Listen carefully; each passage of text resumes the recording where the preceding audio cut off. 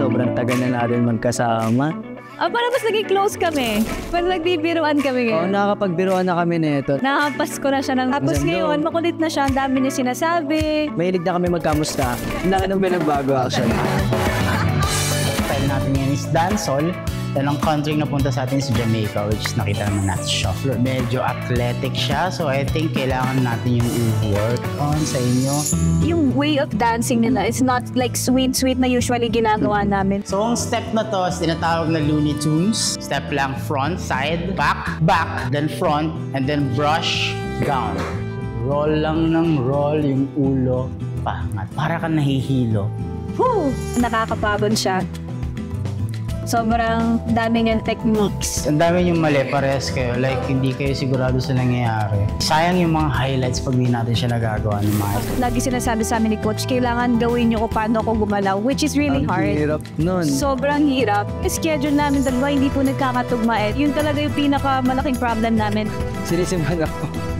Ang lala. Kayanin.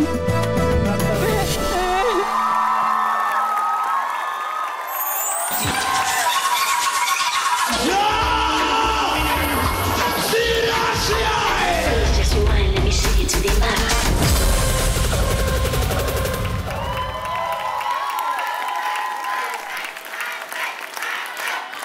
Ba't di kayo nag-end up together doon sa ano? O, tingnan mo si Yanya, no? Nagtatampo, o. Mang, ano sabi mo doon sa dance hall performance? Hindi pa ako nakapunta ng Jamaica, pero dinala nyo kami doon. In all fairness, at saka, pinatunayan ninyong dalawa na hindi lang kami puro pa-cute, kaya na din kami humataw. Gusto ko lang din i-shoutout yung yung Stars on the Floor. Kasi yung setup kasi hindi basta-basta eh. Oo. Para lumabas yung mood, di ba? Correct. Nung performance nila, pati ilaw, pati camera. So maganda siya. May part lang na yung way na paano hinihit ni Kakay tsaka kay Pat, magkaiba sila. Yun lang yung nakita ko na medyo hindi sabay. Nakapag-register na ba lahat? Para saan? Ang register na ito? Anong i-register? Sa Patkay Fans Club! Oo nga pala. Diyos ko, nagpapahuli kayo! Eto nga palang presidente. Oo. Etong performance na ito, pag nagpe-perform kasi kayong dalawa, kung di kayo pantay, palaging si Patrick yung umaangat sa paningin ko. Palaging, pag tinitingnan ko kayong dalawa, kay Patrick talaga ako palaging napapaganon. But this time, Kaka, ikaw ang nag-shine.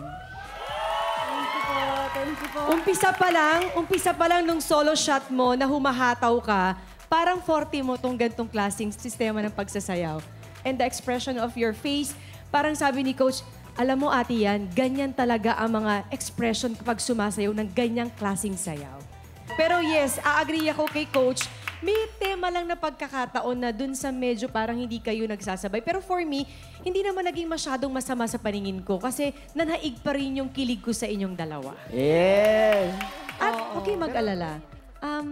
Basta kinikilig ako. Ako pa rin ang presidente mo. Ayan, salamat sa Dance Authority natin and Dance Universe, the Gen Z Dance Idols, Vision, Patrick at Kakay.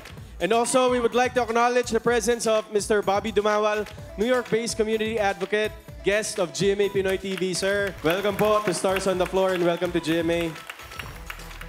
Mabuhay po ang Global Pinoys. Ang final stop sa ating world tour, ang Carnival sa Brazil. Thea and Joshua sa pagbabalik ng Stars on the Floor!